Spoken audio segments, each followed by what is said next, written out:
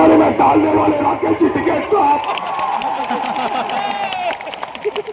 राजस्थान की राजनीति में मेरे क्रांतिकारी बड़े भाई आदरणीय राजेंद्र जी गुडा साहब, आपका सभागृह से पूर्व मंत्री बड़े भाई रमेश जी मीणा साहब, आपका इस सभागृह का बेटा आपका विधायक भाई हंसराज जी मीणा, आपके इस मंच पर विराजमान सभी नेतागण, मेरे क्रांतिकारी साथी भाई प्रहलाद खटारा, भाई शीशराम गुर्जर, भाई आमिर खान, तमाम सर्व समाज के लोग जो इस रैली में, इस पंचायत में बहुत कुछ मन बनाकर आए हैं, कुछ लेने आए हैं।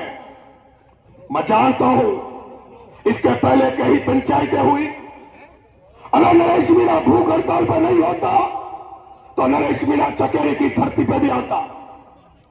मैं इस महापंचायत में जब आया था तो सोच कर आया था कि नरेश मीणा एक भी शब्द भाषण में नहीं बोलेगा, भाषण नहीं बोलेगा। मेरे बड़े भाई रमेश जी मीणा ने बहुत ही काम की बातें कही, भाषण थोड़ा लंबा हो गया था, वक्ता ज्यादा थे, बोलने वाले ज्यादा थे, इसलिए, लेकिन उन्होंने बहुत काम की बात कही थी कि यहां ये जो लोग आए हैं, मैं तुमसे पूछना चाहता हूं, मेरी माता बहनों तुमसे पूछना चाहता हूं, क्या तुम लोग जो पिछली महापंचायतें हुई उसमें जिस तरह से भाषण सुनने गए, नेताओं के भाषण तुमने सुने, क्या इस महापंचायत में भी केवल भाषण सुनने आए हो क्या? नहीं। वो लोग हाथ खड़ा करें, वो लोग हाथ खड़ा करें जो केवल भाषण सुनने आए हैं। भाषण सुनने नहीं आए ना, मुझे पता था। मैंने राजस्थान की राजनीति में उस आंदोलनकर्ता किरण लाल मीणा का आंदोलन देखा। मैंने राजस्थान की राजनीति में उस सामाजिक क्रांति के प्रणेता कर्नल फैसला का आंदोलन भी मैंने बहुत नजदीकी से देखा है और उन आंदोलनों को मैंने नजदीकी से देखा। मैंने मीणा का आंदोलन बहुत नजदीकी से देखा। मैं देखता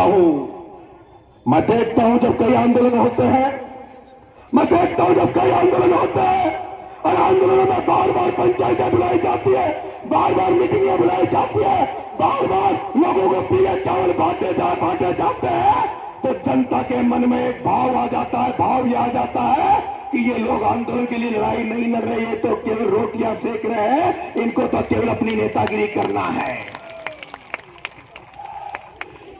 मुझे लगता है कि आज की धरती पर जब आप 11 बजे से यहां बैठे हो और एक भी आदमी हिल नहीं रहा, मेरी माता बहनों को रोटी बनाने का टाइम हो गया, उनको चूल्हा जलाने का टाइम हो गया, अंधेरा होता है या सूरज ढलने लग गया, लेकिन मेरी माता बहनें इस मकसद के साथ यहां बैठी है, हजारों पटेल, हजारों युवा इस मकसद के साथ यहां बैठा है कि आज कोई न कोई निर्णय इस महापंचायत में होगा, कोई न कोई फैसला इस महापंचायत में होगा।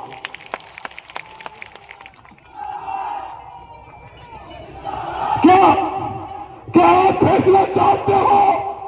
अगर हाथ खड़े करो फैसला चाहते हो तो मैं आपसे कहना चाहता हूं, कमेटी के लोग, वो क्षेत्र गांव के क्षेत्र कमेटी के लोग 5 मिनट के लिए पीछे चले जाओ, 5 मिनट के लिए पीछे चले जाओ।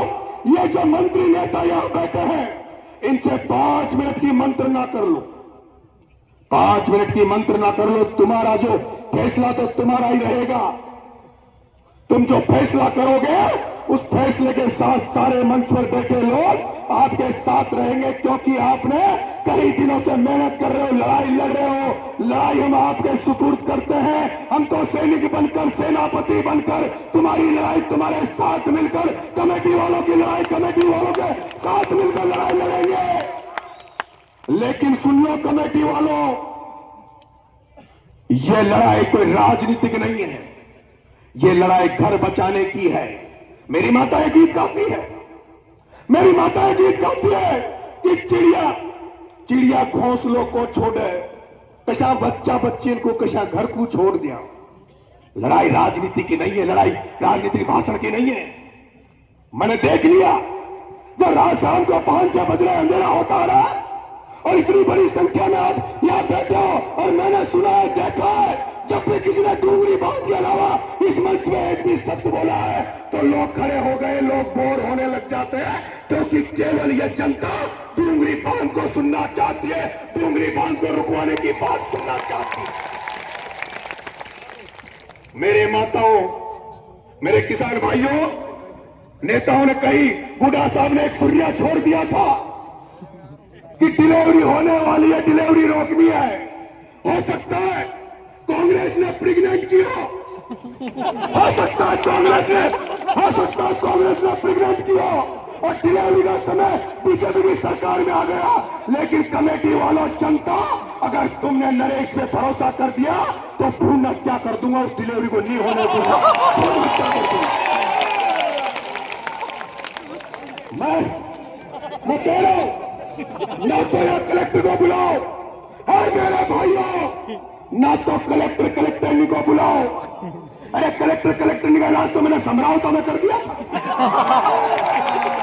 ना तो कलेक्टर नहीं को बुलाओ, ना मुख्यमंत्री से कुछ मांगो, ना सवाई माधोपुर में कलेक्टर घेराव का चेतावनी। तो मैं कहता हूं, अगर तुम आज रात भर के लिए यहां रुक गए, अगर तुम सोचते हो, तुम जानते हो, क्योंकि मैंने देखा इन 88 गांव में लड़कियां लेने वाले तो आ रहे हैं पर लड़की देने वाले नहीं आ रहे।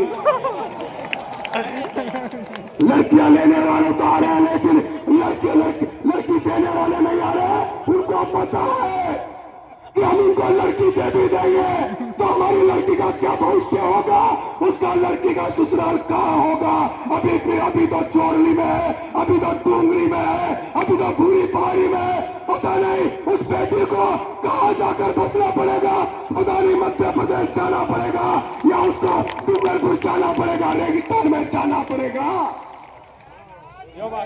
मैंने देखा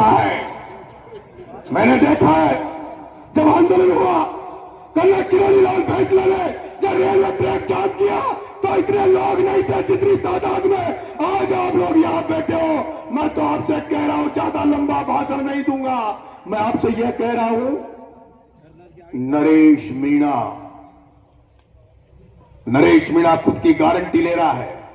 नरेश मीणा, राजेंद्र गुडा और मेरे साथ आए हुए क्रांतिकारी साथी, जब नरेश मीणा 7 बच्चों के लिए 15 दिन भूखा रह सकता है तो नरेश मीणा अगर तुम परमिशन दे दो तो अभी इसी जगह भूख हड़ताल पर बैठना चाहता है।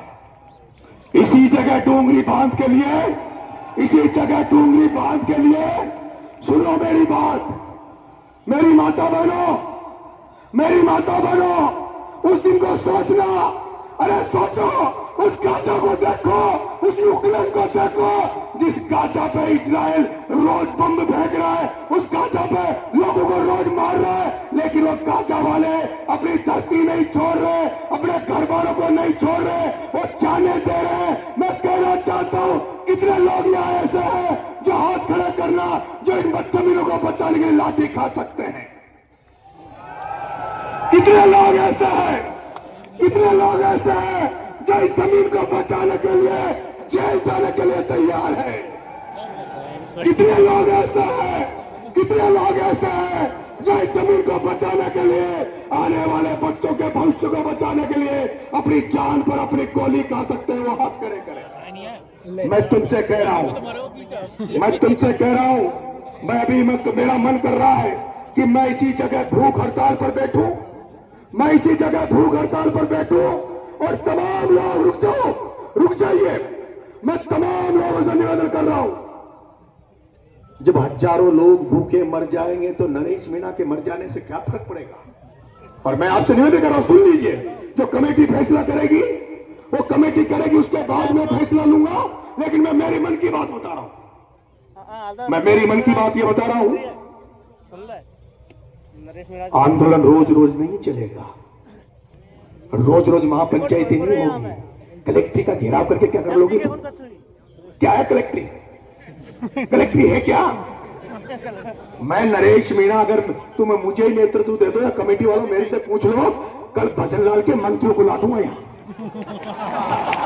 भजनलाल के मंत्रियों को ला दूंगा, क्योंकि अभी थोड़े दिन पहले विजय फैसला लेकर आंदोलन की चेतावनी दी। संख्या बहुत कम थी, लेकिन सारे गृह मंत्री, परम मंत्री सब चले गए थे। आज अगर तुम लोग रात भर यहां रुक जाओ मेरे साथ, आज रात भर यहां रुक जाओ, कल तक का अल्टीमेटम दे दो कमेटी वालों। कल शाम को 12, कल दिन के 12 बजे 4 बजे का अल्टीमेटम दे दो। कलेक्ट्री फलेक्ट्री मत चलो, मेरे साथ पैदल पैदल रेलवे ट्रैक की तरफ चलना।